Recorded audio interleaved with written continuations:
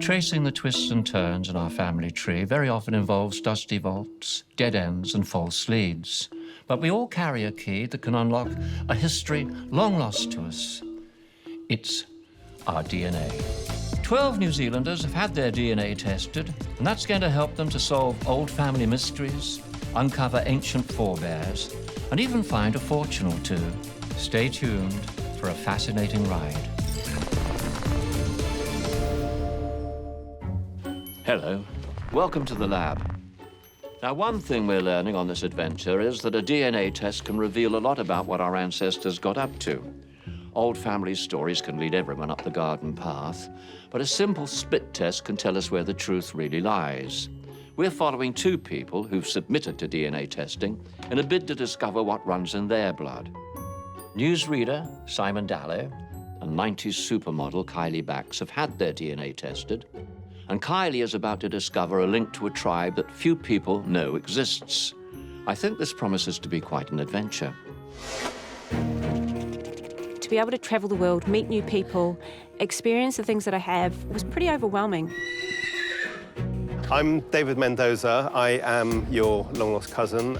Suddenly, you are directly connected to an event that is major in history. Gas chamber, gas chamber. So many ancestors caught up in the Holocaust, clearly. The DNA analysis is complete, and we'll reveal all that shortly.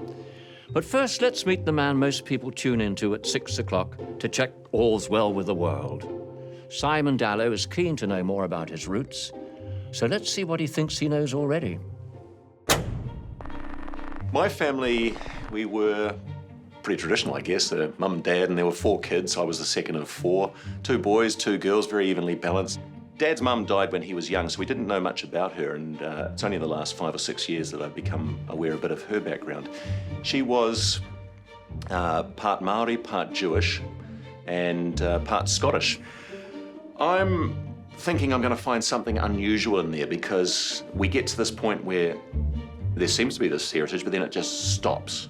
I'm looking forward to finding something that needle in the haystack that is quite astounding.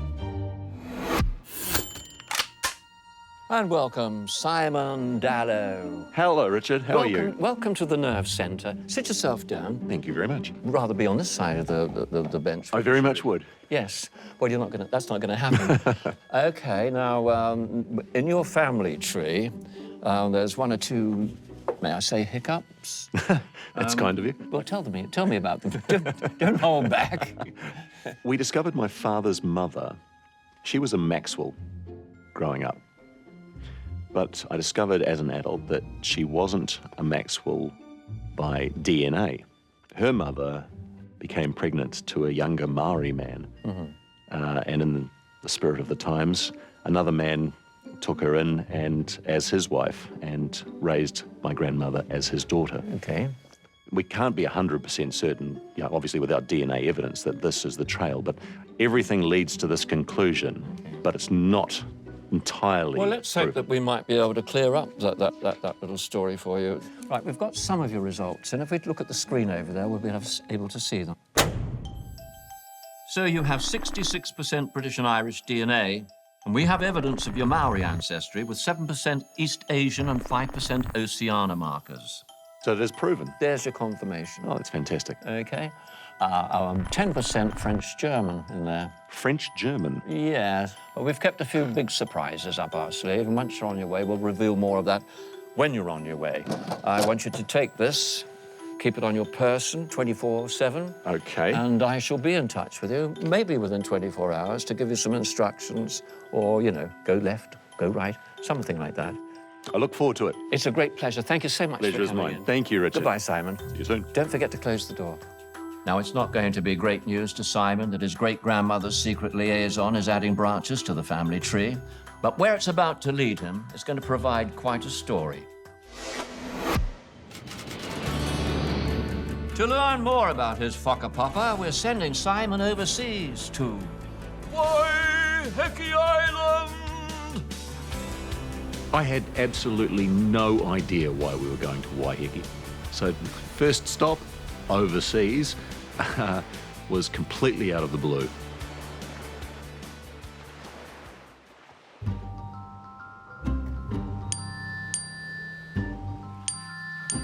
Richard.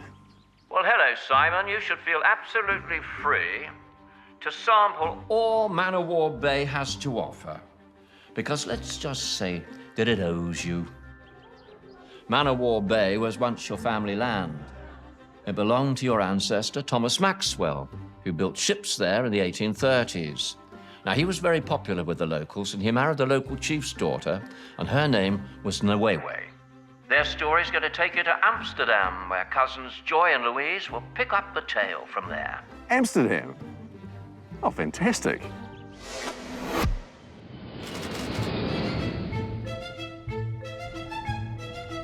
It's been one of my favourite cities for such a long time, so I was initially just very excited to be going to Amsterdam. But then there was confusion because I really had no idea what my connection to Amsterdam or to the Netherlands would be. Kia ora. Simon! Hello, you must be Louise and Joy. How are you? Hi, how's things? My first thoughts when I saw Joy and Louise was I expected them to be fully Dutch. Instead, I get met with this kia ora from these two ladies from Tauranga originally.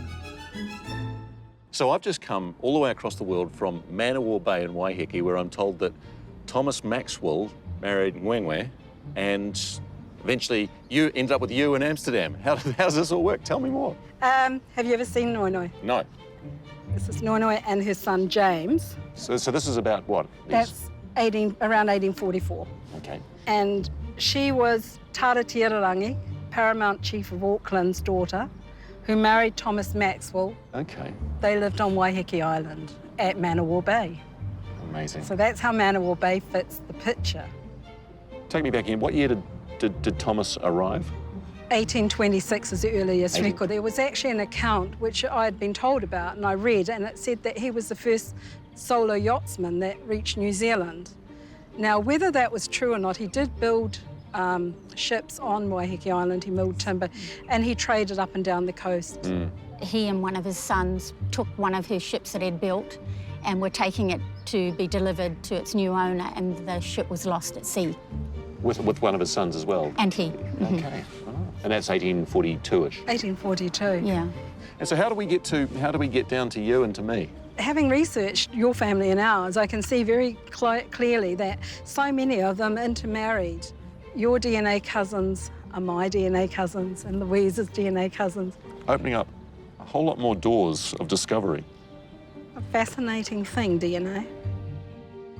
Finding out more about the Maori ancestry that Joy and Louise told me about, and the connection to Tara Te Irirangi, the paramount chief of the South Auckland area, was completely out of left field.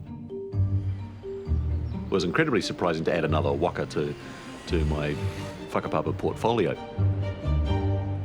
Welcome back to the DNA HQ.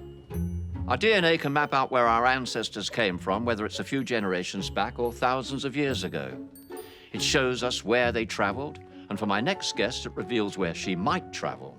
90s supermodel Kylie Bax has decided to take a test to see what mysteries lie in her past. She knows bits and pieces of Irish ancestors battling alongside kings, but there's always more to learn, so let's see how much Kylie knows, shall we? I was born in Thames, and that's where I spent most of my life, my early life in Thames. And I went overseas, travelled the world, and came back, and I live in Cambridge. So yeah, it's pretty much Thames Valley Coromandel girl. If I was to choose a city, I'd go back to New York. All my friends are there, and I think it's a big part of me, that city.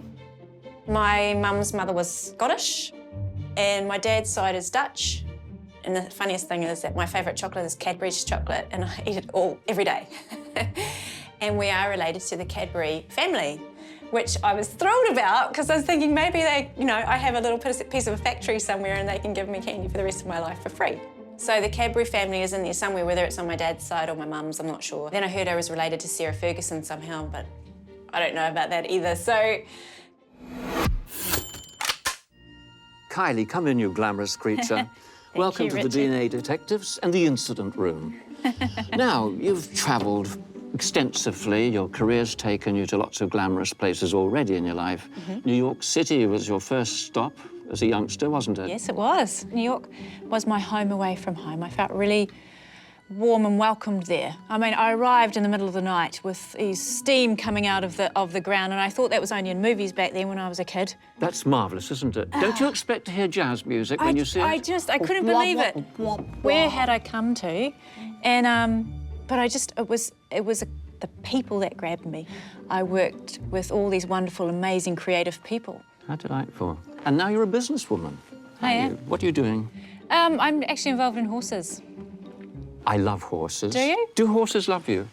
They generally do. It's essential, isn't it? Don't you think? Yes, it is. You have a connection with the Glynis family and a king of Ulster or something. Could you explain that? Well, this is a hand-me-down story from my mum. Okay. The king of Ulster, there was a race, a canoe race or a boat race. Whoever touched the island first would become the king. And one of my great-great-great-grand, I don't know how many great-grandfathers, he decided he'd chop his hand off and throw it onto the island. And that way he would be the first to touch the island and he became king. So the flag was the red hand. Of course it is. Of course it is. It all falls into place now. Right, we have some of your results in, and we're going to take a look at those right now. Okay. Well, there's a couple of tiny surprises there. You're largely of British and Irish stock, as you well know. But there's 5% French-German DNA in the mix. And we have a story about that for you a bit later on. So, you know, not going to give it to you all at once. No, we'll keep you on tenterhooks. You'll also have 4% Scandinavian. Interesting. It's about all the information that we actually have for now. But we'll give a bit more later on, and we'll catch up with you. We want you to take this, the Devil's Device, and we'll keep in touch with you during your journey. Any ideas where you might be going? I have no clue. I'm excited, though. I don't blame you, actually. Thank you so much for coming in. It's been a great pleasure. Lovely. Likewise. Au revoir. Now, Kylie's about to get a bite of the Big Apple, but her DNA adventure has a very chilly beginning, as her first stop is in Iceland. Well, leaving New Zealand to go and become a model was obviously a big challenge in itself, to just actually get up and go and leave New Zealand back then. Oh, hi, Richard. Morning, Kylie. Your DNA shows markers from the Yakut tribe who once ruled the icy plains of Siberia. Okay, I'm listening. I'm interested now. Now, there's very few Yakutians left, and Iceland is home to Alejandra, a passionate protector of their culture. Now, she's going to give you a crash course in all things Yakut. Wow. Thanks, Richard.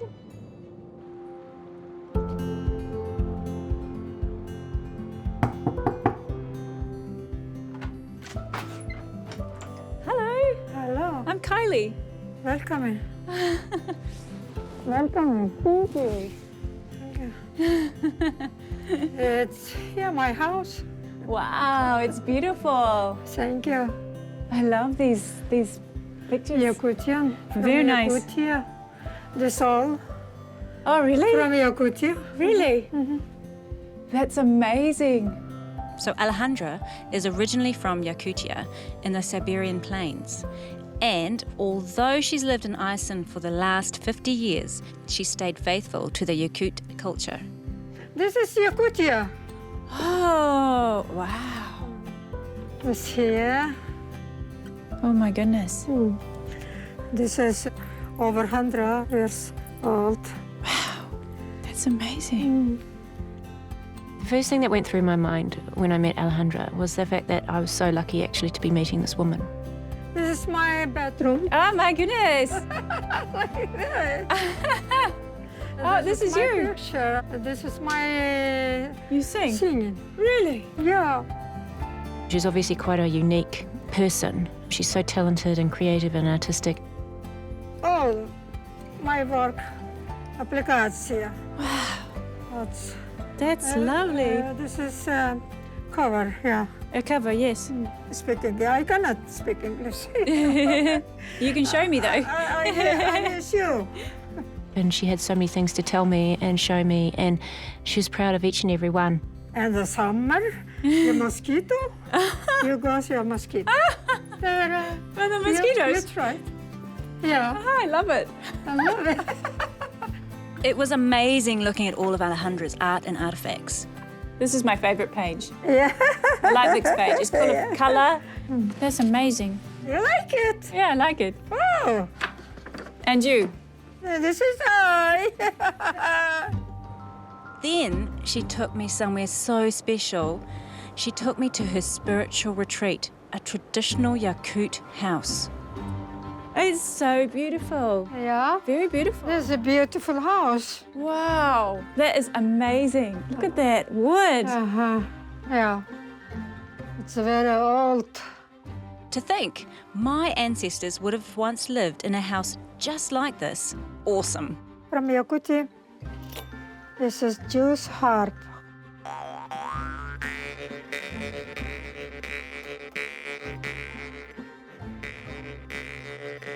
The biggest vibe that I got from Alejandra was her passion. She was able to achieve so many things in her lifetime and still is achieving so many great things. So it was really lovely just to be in somebody's home and be in somebody who is quite a unique person and had quite a unique life. I don't know what I'm doing. Sarah! Woohoo! News anchorman and legal pundit Simon Dallow is in the Netherlands, where his DNA cousins have delivered quite a revelation. This is Noinoe and her son James. She was Tara Tiararangi, Paramount Chief of Auckland's daughter. Right, okay. Yeah.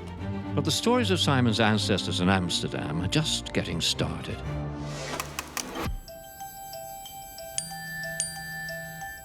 Richard, greetings from Amsterdam. All right, Simon. Your DNA test has revealed 2% Ashkenazi Jewish markers, so head to the city archive, where your DNA relative Miriam is about to help you connect all the dots in your Jewish family tree. Hello. Hey, Simon. Are you Miriam? Yes. Hello, Miriam Miriam. Casing. Nice to meet you. Casing? Yes. Ah, hello. So, Miriam, you're a Keesing, and I know that Yes. I have Keesings in my family tree. What can you tell me?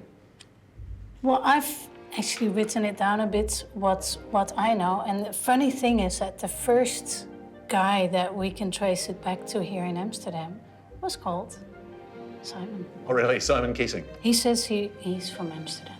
So I have genuine Dutch relatives, genuine Amsterdam history. Absolutely, yes. Because all the girls that they married, they were also born in Holland.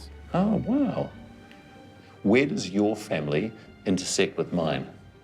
Well, that would be my grandfather's grandfather, Israel. He was a brother of Hertog Henry, who went to New Zealand. So their parents were our common ancestors. Yes, Tobias, yeah, and Clara. Tobias and Clara. Yeah. What period is that? They got married in 1781. Hey, so we're only 235 odd years separated. Yeah, it's not that much. In New Zealand, we say, hey, cuz. I don't know that expression. It's been one of my favourite cities for such a long time, so I was initially just very excited to be going to Amsterdam. Then you start wondering about the footsteps you've trod through this city, and you go, well, my ancestors must have walked through these places. I did feel a connection to having been here in the past, and I guess finding out that you've got family makes you wonder whether your love of the place is somehow in your genes, somehow reflecting the fact that ancestors lived here.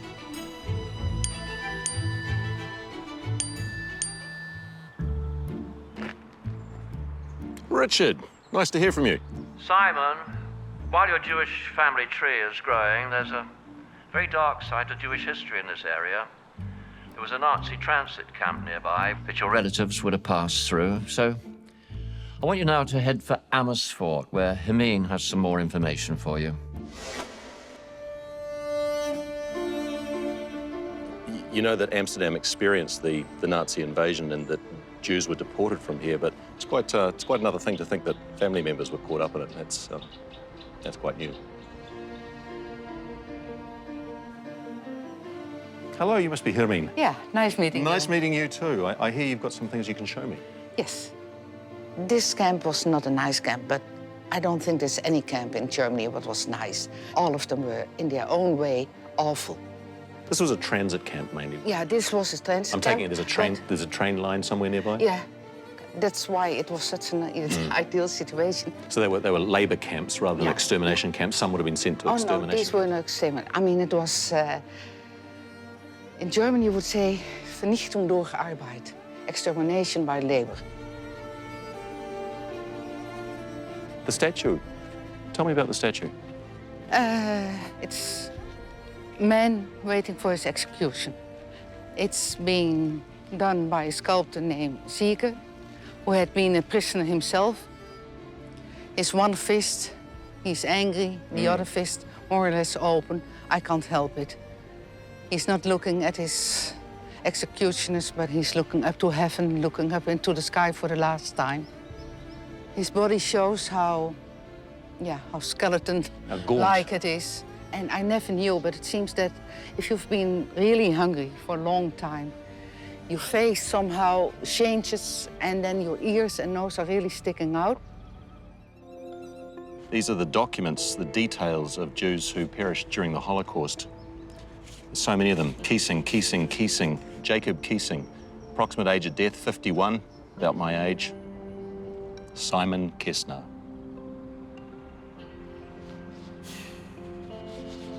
Place of birth, Amsterdam, Amsterdam, Amsterdam, Amsterdam, Amsterdam, Amsterdam, Antwerp in Belgium, Amsterdam, Amsterdam.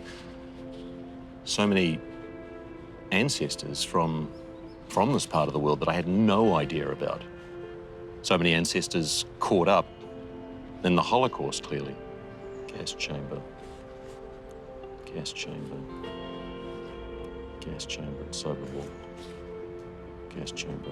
It's just horrific.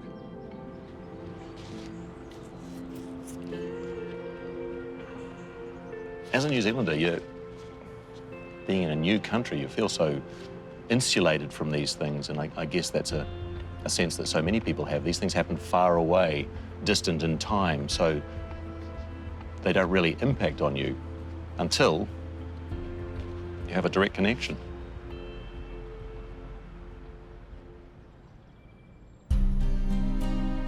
Kiesings came to New Zealand in the 19th century, but I'd never really put it together that, of course, they had descendants who would have been here in Europe, who would have been persecuted and died, and now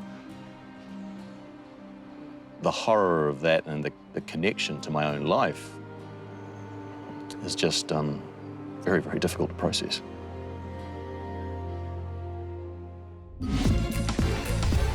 It's so beautiful. Yeah. Very beautiful. It's a beautiful house. Supermodel Kylie Bax has been in Iceland learning about the Yakut culture that forms part of her DNA history. Good morning, Kylie. The Yakut were horse herders from the Siberian plains, and as an equine fan, you're going to be fascinated to know that they have their own unique breed, and it's a very close cousin to the Icelandic horse. Now, guess who you're going to meet next? I know where we're going. That's cool. I'm happy with that. Yeah. So the Vikings, they brought in these horses. They would have been Yakutian horses. So it's great to see what a Yakutian horse actually looks like. What's your name? What's your name? The love of horses, well, that started with my dad, actually. It's pretty funny because I wasn't riding horses, I was learning about the pedigrees and the bloodlines rather than riding them. Mum and Dad used to call me the horse whisperer because I used to go out when the foals were just been born and befriend them. If it was the wildest horse in the paddock, I was the only one that was able to touch it. So I've always had an affinity to horses, and I always feel like I can sort of speak to a horse in a sense. Aren't she beautiful? Aren't she beautiful? Eh? This is Stella, so I'm riding Stella. So I've only been on a horse 5 times, but okay. I'm interested to learn how to ride one of these horses. I've never done that before. Okay, ready? Yeah, good. Good girl. Good girl, Stella. I can't believe that way back in my DNA, my people were actually horse people. So I think there's something to say about that. I mean, obviously it is in the DNA. And this was meant to be that I'm actually a horsewoman, and there you go. my history comes from horses. Thank you, Stella. Thank you. It's a good girl. Yes. Wow, that's amazing. Ah! Media man Simon Dallow has learned more about his Maori ancestry while in the Netherlands. He's also uncovered Jewish roots and family affected by the Holocaust.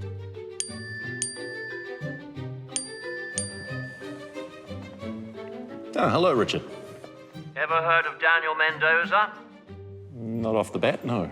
He was your first cousin 7 times removed, and Daniel was a prize fighter with a record 27 straight undefeated fights. He became the first Jewish man to meet British royalty when he was presented to King George III. Dan was the man who wrote The Art of Boxing and invented the sport as we know it today. Daniel Mendoza. Man who revolutionised boxing. And so make your way to London to meet your cousin Judy, who has some Mendoza family tales to share with you. London, here we come.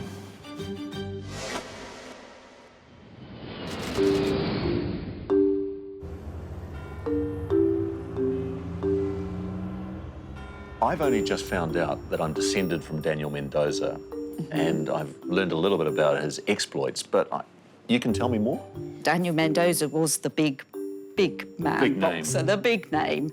And he was known as the Light of Israel. That was his nickname in London, the Light of Israel, as a boxer. And Daniel sort of introduced the science of boxing. I think it was sort of being able to avoid the punches as much as give the punches. Yeah, they just stood there trading blows originally, but Daniel Mendoza started ducking and weaving and used ringcraft, and it became a science at that point. That's right, yes, yeah. Discovering Daniel Mendoza was the single biggest surprise of everything. I got hooked on boxing with the Ali Frazier fights. Still remember being about 7 years old, debating with my mates who was the better boxer, and I've kind of followed it ever since then. What I found basically was that Mendoza comes up in my family tree several times because Portuguese Jews, families were very big and they intermarried. A rough and tumble time in the East End of London. Were they putting on show matches? Yeah, they were. It was quite theatrical. I suppose it became theatre, didn't it? And so there were all the Victorian East End crowds. Aristocrats were watching it. Also royalty, because Daniel Mendoza, I was reading, he met the king. First Jew to meet the king. That's right, exactly. Yeah, which was a big thing then, wasn't it? The younger brothers boxed as well. One of them got caught pickpocketing. A couple of my lot were picked up like that, and 4 Mendozas were too. And ended up on convict ships. So they were transported to the colonies? They were transported to the colonies out in Australia. No stories of princes and princesses, pickpockets and prostitutes instead? Yeah, I think so, probably. Yeah. Former supermodel Kylie Bax got quite a kick out of learning about her Yakut ancestry, and now she's hitting the Quaker trail, which is taking her to Reading, Pennsylvania.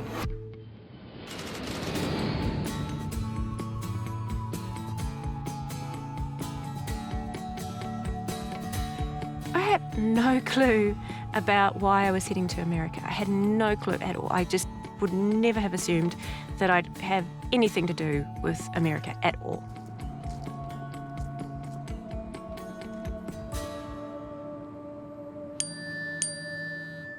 Oh, hi, Richard. Good morning, Kylie. Believe it or not, it's the Cadbury family that takes you to America. Oh, super. Now, you may have wondered, whether you could claim a chocolate factory off them or not. Well, we've done the maths, and if this block was, say, the size of a house, you'd be entitled to about,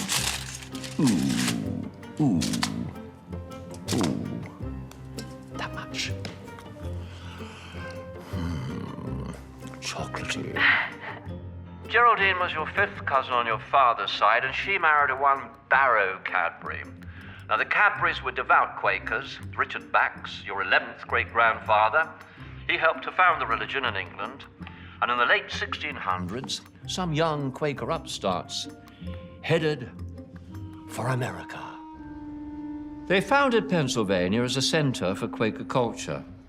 Now, your DNA cousin Rachel's waiting to tell you what she knows of their lives. Hi, Kylie. Rachel. Hi, Rachel. Nice to meet you. Nice to meet you too. Oh my gosh, you have something similar of my grandmother. The face, very similar. It's so funny. My grandmother is on my dad's side. That's my dad's mum. And I know that that side is the Quaker side because we had a big history book that had a family tree of Quaker written on it. I believe on my father's side there are Quakers, and they lived in Pennsylvania. And I'm assuming they came here if they're Quakers to be able to practice the religion freely. Yeah, it's a Quaker state, right? Yeah. Yeah. I really don't know much about what it is or anything about that side, which was my grandmother's side. Okay, so they would just meet in houses or like gathering places, and they didn't believe in having like a minister, like everyone. They were also kind of pretty progressive because they allowed women to get up and speak too. Wow, they were really quite progressive. I didn't realize that. Meeting Rachel was wonderful. First thing when I saw her, she just reminded me, her face shape and her smile and her expressions reminded me of my grandmother. And I even showed her a picture of my grandmother just because I wanted to show her how similar they actually look. Did you find anything else that's like a little bit interesting or scandalous? My great-grandfather, he's kind of a colorful guy. He came in with circus. He was a strong man. No way. Yeah, so he said that Wallace Simpson was his cousin. Wallace Simpson, like from... Yes. Really? Supposedly, yes. And the one that married the king that abdicated to marry her. That's what he says. We have the letters back and forth where he's writing this woman with this name that would be correct, but we're not really sure. But yeah, he always said that was his cousin. He's got it written in the Bible, the family Bible and everything, Really? the family tree. Yep. But we're not, like I said, who knows? Scandal in the family. Yeah. I heard rumours in the family of royal connections, Sarah Ferguson for one. Now the mention of Wallace Simpson in the family. I suppose she isn't royalty, but pretty close for me. Not bad for a girl from Thames. I don't know what I'm doing. Supermodel Kylie Bax's DNA has taken her from Iceland to America, and now it's reconnecting her to her favourite city.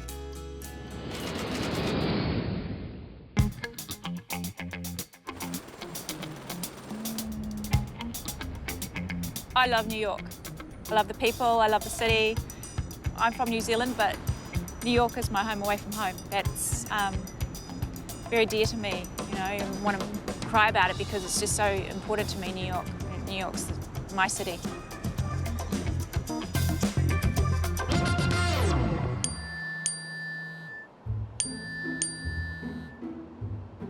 Oh, hi, Richard. Hello, Kylie. Welcome to the Big Apple. Are you ready for a juicy story? Your French-German DNA comes from your fourth great-grandmother, Sarah Sage. Now, the Sages were French, but they spread out across the globe. Now, across the road from you is the Russell Sage Foundation. Russell Sage was a ratbag who was a distant cousin on your mother's side.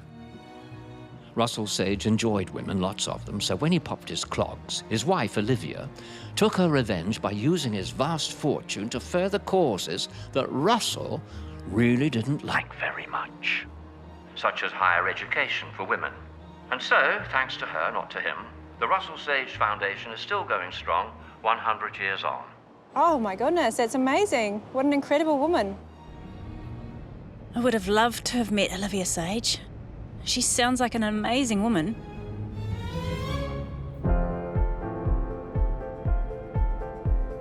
I think the modelling industry actually made me more insecure about probably myself.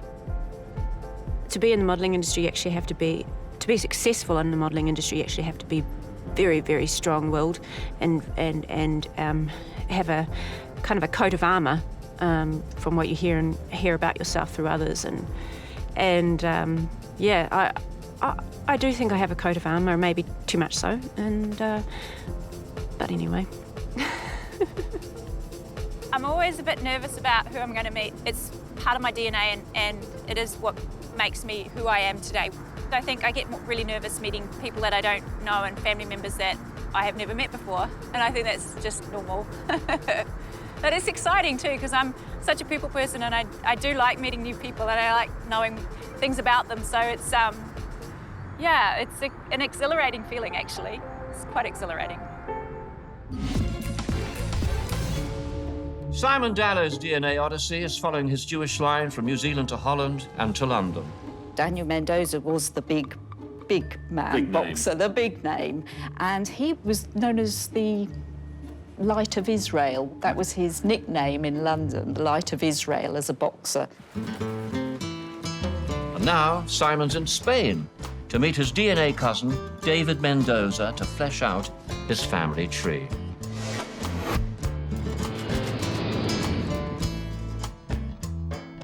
I'm in Seville, and I'm walking down these streets towards the Church of Santa Ana, where I'm going to meet David Mendoza, descendant of Daniel Mendoza. And apparently he's holding a candle, and this has some significance. Yet again, I have no idea what I'm doing, really where I'm going, but it's all part of the adventure. Hello, you must be David. I'm Simon. How are you? Hi, Simon. I'm David Mendoza. I am your long-lost cousin. Meeting David was fascinating. He had so much information to share, but it was the very first thing he told me that got me most. Our mutual ancestor, also called David Mendoza, appeared in front of the Spanish Inquisition in this church. Spanish Inquisition? Hang on. The Spanish Inquisition. Again, something that, you know, I've loved the study of history, but the Spanish Inquisition is notorious. This church is the last known location of our family in Spain. Oh. Our ancestor, David de Mendoza, was here, we know, on the 21st of December, 1698. We think he was arrested by the Spanish Inquisition, where he was reconciled for the crime of heresy. He was alleged to have been a Judaizer, secretly practicing Judaism. Because it was a Catholic country, only Catholicism was allowed, and not to practice Catholicism was crime both against the church and against the state. Okay. Yes. What reconciled means is you say that you don't believe what they accused you of believing, and you appear in front of them with a candle. That's why I'm holding the candle. You apologize, and you light a candle, and some prayers are said. And if you get caught twice, you have a problem, and if you get caught 3 times, you get burnt alive. Okay, so you get caught twice, you get out of town. Indeed. At Santa Ana Church, our ancestor, David Mendoza, had gone before the Spanish Inquisition. And everybody who loves and studies history knows about the Spanish Inquisition. And to think that someone had been there with their life in the hands of the Spanish Inquisitors was a sense of great connection to a momentous occasion in history. It's possible that you and I are the first descendants here in 300 and something years. I love the fact that you can be in a place and suddenly you are directly connected and mentally transported back to an event that is major in history. David's gone back and looked at the original records of the Inquisition. And it takes the whole understanding of history to another level. It puts flesh on the bones of the family tree.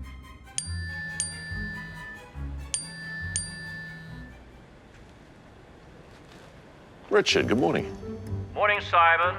David's uncovered documents showing that the Mendozas were Sephardic Jews. Now, your DNA results show Southern European markers, and that supports this. Now, we want you to head for the Portuguese border for one final revelation. Fascinating. Portugal. Almost Portugal.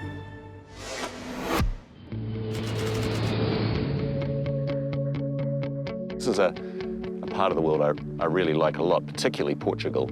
It's the end of the road. To go there, you have to want to go there because it's not on the way to anywhere else. And in many ways, Portugal is so much more charming because it's like that. It's not sort of in the middle of the tourist trade and the tourist traffic.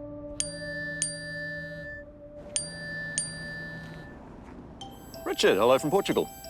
As you know, Simon, in the time of the Inquisition, Jewish people were only permitted to do certain jobs as they were very much second-class citizens. Now, your family turned to the black market, ferrying supplies across the river and allowing other Jews to survive under the radar in this, a very Catholic land. It seems like there's some sort of criminal connection in the family because we've heard about smugglers or black marketeers. But during these times, Jews were, if not heavily persecuted, they were certainly picked upon, and they weren't allowed to engage in a whole lot of activities, weren't allowed certain jobs. And it's quite possible that black marketeer simply meant trading under the radar, underground trading, if you like, in order to survive. That's probably the most likely explanation. The process of discovering who you are and where you come from is fascinating. It's quite mind-blowing that you can go back centuries, 400, 500 years and more, through documentation. And now with DNA, you can confirm it. It's quite remarkable going to all these places that you find you have a connection to. These people had names and backgrounds that I know so very little about. More a sense of wonder at the connection of having passed through here previously. And then thinking, hey, you go back another 600, 700 years and so were the rallies. Our DNA contains tiny hints that tell us how our forebears traveled. It shows us where to look, to uncover traces of their lives and the stories we find to help bring them back to life. I wonder who's going to be brave enough to take the test next week. Why don't you join me to find out?